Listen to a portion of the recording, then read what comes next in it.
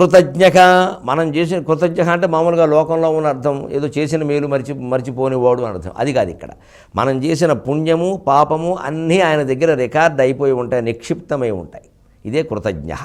ఎందుకంటే ఇదివరకు మాటల్లో మనం క్రమహాన చోట చెప్పుకున్నాం, మొత్తం నీ దేహంలో నా దేహంలో మనకి మధ్య ఉన్న ఖాళీలు ఆకాశ స్వరూపంలో వ్యాపించింది ఆయన. ఇంతకంటే మనం ఎక్కడా మాట్లాడడం, ఇంతకంటే మనం ఎక్కడా ఏం చేయం. కాబట్టి ప్రతిదీ అందులో నిక్షిప్తం అయిపోయింది. కృతజ్ఞక అంటే పుణ్యము పాపము రెండూ కృతజ్ఞమయ్యాయి, ఫలితాలు ఎలా వస్తున్నాయి. ఇక్కడే మనం చిత్రగుప్తుడి గురించి ఆలోచించాలి. ఆ చిత్రగుప్తుడు భగవత్ స్వరూపం. చిత్రగుప్త ఆరాధన, చిత్రగుప్తుడు నోము అని ఒక నోము ఉంది ప్రత్యేకంగా. మనకి సంస్కృతి ఎంత గొప్పదో నుండి నిజంగా తత్వం తెలుసుకుని చేస్తే అసలు ప్రపంచంలో హిందూ ధర్మాన్ని మించినటువంటిది లేదండి. అసలు అనుమానం వేళ ఒక చిన్న నోము, ఒక చిన్న వ్రతం కథ విన్నా చాలు. కథ చెప్పారు. ఏమిటి చిత్రగుప్తుడు ఆలోచించండి. చిత్రం గుప్తం. ఎక్కడ గుప్తం అంటే రహస్యంగా ఉంచడం, చిత్రం ఏమిటి అంచేది కాస్త తెగమగబడ్డానికి అలా పెట్టారు. కానీ నేను చెప్పేస్తా, నాకు ఆయన ఆదర్శం. చిత్తగుప్తుడు అసలు ఆ మాట, చిత్రగుప్తుడు కాదు. నక్షత్రాల్లో చిత్ర నక్షత్రాన్ని మనం చిత్తా నక్షత్రం అంటాం, అదో తెగమగ. దాని పేరు అసలు చిత్ర. మీరు పంచాంగం చూసుకో, దాన్ని చిత్త అంటాం. ఇక్కడ చిత్తాన్ని చిత్ర అంటున్నాం. ఇది కావాలనే తెగమగది. చిత్తంలోనే గుప్తంగా ఉంటాయి మనం చేసిన పుణ్యపాపాలన్నీ. పైకి ఎక్కడికి వెళ్ళవు, ఎక్కడా ఉండవు. అందుకే చిత్తగుప్తుడే లెక్కలు చెబుతాడు. మన చిత్తమే మనకు చెబుతుంది. మన మనస్సులో పుణ్యం జ్ఞాపకాలు పాపం జ్ఞాపకాలు ఉండి సరిగ్గా ఈ శరీరంతో మనం అనుభవించవలసినవి అయిపోగానే ఈ మనస్సు ఇంకో శరీరం కోసం కలగంటుంది, కలవరిస్తుంది, తపించిపోతుంది. అదే ఆ వచ్చే జన్మ జ్ఞాపకాలు ఎప్పుడైతే మనస్సులో ప్రవేశిస్తాయో అప్పుడు ఈ శరీరం రాలిపోతుంది, ఆ శరీరం అంటుకుంటుంది. చిత్రం ఏమిటంటే మనస్సు అక్కడే ఉంటుంది. ఒక యోగి ఆత్మకథ చదివితే జరుగుతుంది, ఈ వివరం అంతా తెలుస్తుంది. ఎలా ఉంటుందో, ఎలా వెడుతుందో, ఎలా అంటుకుంటుందో అన్నీ చెప్పారు అందులో. ఒక యోగి ఆత్మకథ, ది ఆటోబయోగ్రఫీ ఆఫ్ ఏ యోగి. మనస్సు అక్కడే ఉంటుంది, ఎక్కడికి వెళ్ళదు. వ్యక్తి ఎక్కడ పోయాడో అక్కడే ఉంది, ఎప్పుడూ అక్కడే ఉంది. ఈ మొత్తం ఈ ధరిస్తున్న శరీరాలు, జీవిస్తున్న జీవితాలు అన్నీ ఈయన భావనే.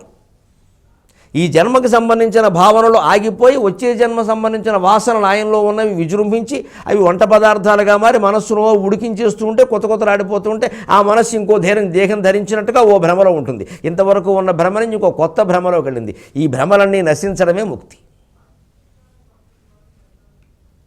అదే పునరపి జననం పునరపి జనని జఠరే శయనం పునరపి మరణం. ఏమిటిదంతా సంతా అన్నారు శంకరాచార్య. అంచేత ఎవరి చిత్తంలో గుప్తంగా ఉన్న పుణ్యపాపాలు వారి చేత అనుభవాన్ని పొందింపజేస్తున్నాయి, వారి చేతనే ఇంకో జన్మను పొందింపజేస్తున్నాయి. ఇందులో ప్రత్యేకించి ఓ లోకానికి వెళ్ళి చిత్తగుప్తుడు పెద్ద పుస్తకం తీసుకుని సినిమాలో బ్రహ్మానందంలాగా చదివే అవకాశాలు లేవు. అది ఊరికే మనకు అర్థం కావడం కోసం చేసినటువంటి ఏర్పాటు.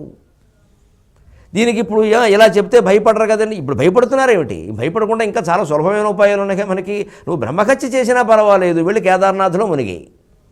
మరి అంతకంటే దారుణమా ఇది? లోపల ఉన్న జ్ఞాపకాలు పోగొట్టుకోగలిగితే ఏ పాపాలు ఏ పుణ్యాలు అనుభవించగల. కానీ ఒక్కడ గుర్తుపెట్టుకోండి, పుణ్యాలు కూడా అనుభవించే అవకాశం ఉండదు, సిద్ధపడాలి. పుణ్యాలు కావాలి, పాపాలు వద్దంటే కుదరదండి. అలాగా రెండూ జ్ఞాపకం రూపంలోనే ఉన్నాయి. రెండూ జ్ఞాపకం రూపంలో పోవాలి అంటే భగవన్నామస్మరణ, నిరంతరం వేదాంత గ్రంథాలు చదవడం, బ్రహ్మాభ్యాసం అంటారు యోగ వాసిష్ఠులు. బ్రహ్మాభ్యాసం. ఎవరితో ఏం మాట్లాడినా భగవంతుడి గురించి, ఎప్పుడు ఆలోచించినా భగవంతుడి గురించి, ఏ పని చేసినా అది భగవంతుడి మీద దృష్టితోనే, ఎవరికి ఏమిచ్చినా కృష్ణార్పణమే. ఇదే బ్రహ్మాభ్యాసం. ఈ చేసిన వాడికి పాపాలు మిగలవు. కృష్ణనామం రామనామం జపించండి పాపాలు ఉండవనంటే ఈ ఉద్దేశం ఇది. ఊరికి పుస్తకాలు రాసి ఓ 10 పుస్తకాలు పట్టుకెళ్ళి భద్రాచలంలోనో కాశీలోనో స్తూపం కింద పెడితే ఓ ప్రదేశం ఆక్రమించాం, ఓ తోట కట్టాం, ఓ పువ్వు పెట్టాం, వచ్చిందేం లేదు అక్కడ. ఈ మొత్తం 1 రాసే ప్రతిసారి కూడా మన మనసు అక్కడే ఉందా? అది పాయింట్, అది విషయం, అది పట్టుకోవాలి. అలా ఉండగలిగితే 10 చాలు, 1 అక్కర్లా. ఏదో ఓ టైం పెట్టుకోవడం కూర్చోవడం అంటే దీనివల్ల ఒక ఉపయోగం ఉంటుంది. 70 ఏళ్ళు దాటిన వాళ్ళు ఇటువంటి వ్యాసంగం చేస్తే అనవసరపు వ్యవహారాల్లో వేలెట్టకుండా ఉంటారు. అందుకే వాళ్ళకి పెట్టారు ఇది.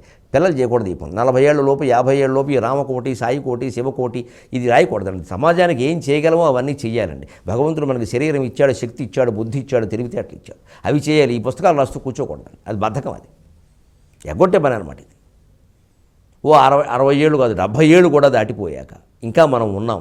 ఇంకా బయటికి వెళ్ళి ఏం చేయలేము. ఎవరికి చేతులు కాళ్ళు మన స్వాధీనంలో అంతగా లేవు, ఇబ్బందిగా ఉన్నాయి. మంచిది ఇంట్లో కూర్చొని రాయి. ఎందుకని అప్పుడు కూడా కొడుకు కోళ్ళు కూతురు అల్లుడు వాళ్ళ విషయాల్లో వేలెట్టకున్నాను.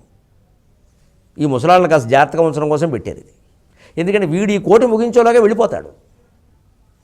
దానికి ఒక పెద్ద పుణ్యం ఏదో జన్మాంతరాలు ఇవన్నీ ఆపాదించేసరికి ఇక చిన్నప్పటి నుంచి మొదలుపెట్టేసి అదే ఉద్యమంగా చేస్తారు. ఇక అందులో కూడా పోటీ వచ్చిన ఎవరో కనపడి 5 కోట్లు రాశా 6 కోట్లు రాశా అన్నారు. అంత రాసే అవకాశం లేదండి. అసలు జిరాక్స్ తీయించి ఉండాలి ఖచ్చితంగా. మొత్తం 1 కోటి రాసి జిరాక్స్ తీసేయాలి, లేదా సాధ్యం కాదు. జీవితం అంతా వెచ్చించిన కష్టం అండి అది పెద్ద గొప్పగా చెప్పడం. మనకి ఇవి మిగిలిపోయే పైపోయే వ్యవహారాలు అసలు పోయింది. ఎందుకు రాయమన్నారు, ఎందుకు చేయమన్నారు, పోయింది. అంచేది మనస్సులో ఉండే జ్ఞాపకాలు పోవడం కోసమే ఈ రాయడమైనా జపమైనా ధ్యానమైనా ఏదైనా. ఆ జ్ఞాపకాలు పోతే అనుభవించక్కల్లా. మనసు ఇంకో జన్మ కోరుకోదు, మనసు కోరుకుంటుంది కాబట్టే వస్తుంది ఇది. ఇదే చిత్రగుప్తుడు, ఇదే చిత్తగుప్తుడు, ఇదే కృతజ్ఞ. కృతి సరిగ్గా కృతి అంత మాట, త్యాగరాజ కృతి అంత గొప్ప మాట. కాకపోతే ఇక్కడ కృతి అన్నదానికి పురుష ప్రయత్నం అని అర్థం. ఆ పురుష ప్రయత్నం భగవత్ స్వరూపం అని చెప్పాడండి. ఇంకా వేరే పురుష ప్రయత్నాన్ని తక్కువ చేసి మాట్లాడితే ఎంత పాపం ఉండేది. విష్ణు సహస్రనామాల్లో కృతి అని నామం ఉంది. కృతి అంటే పురుష ప్రయత్నం. మనం చేసే ప్రతి ప్రయత్నము శ్రీ మహావిష్ణు స్వరూపం. ఇప్పుడు ప్రయత్నాన్ని ఎంత గౌరవించాలి, మనం ప్రయత్నాన్ని ఎంత ప్రోత్సహించాలి. ప్రయత్నం అంటే గుళ్ళోకి వెళ్ళడం, దండం పెట్టడం, ప్రదర్శనం చేయడం ప్రయత్నం అవుతుందా? ఆ పని ఎలా అవుతుందో అలాగే ప్రయత్నం చేయాలి.